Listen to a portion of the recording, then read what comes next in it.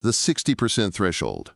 Samsung just hit a 60% yield on its 2-nanometer gate all-around process. This single number ends the era of the TSMC tax for big tech companies.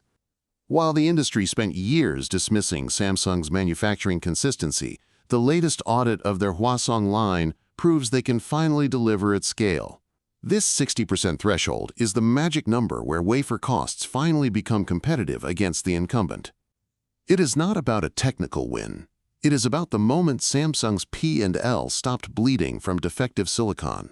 And the first major client to exploit this price gap is Google. The Icefish procurement hedge. Google's move to source memory interface components for its 10th generation Icefish TPU from Samsung is a calculated supply chain hedge. They are splitting the bill, giving the compute die to TSMC while offloading the high-volume input-output dies to Samsung. This is a tactical play to bypass TSMC's 73% market dominance and their rising wafer premiums. By diversifying the bill of materials, Google is essentially telling the market that the performance gap is closed enough for the accountants to start making the decisions.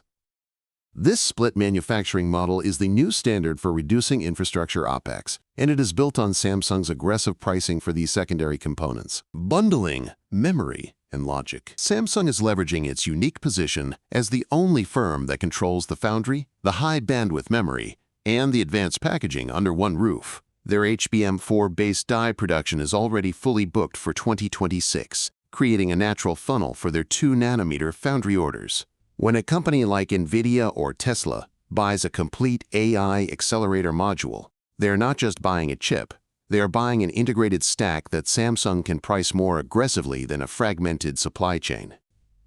This strategy is driving a projected 130% growth in Samsung's 2-nanometer revenue this year alone.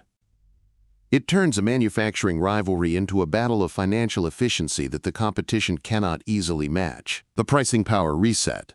The real takeaway here is not about a manufacturing victory, but about the return of pricing power to the chip designers. The Google Icefish split and the 60% yield milestone prove that the technical moat around TSMC has finally sprung a leak.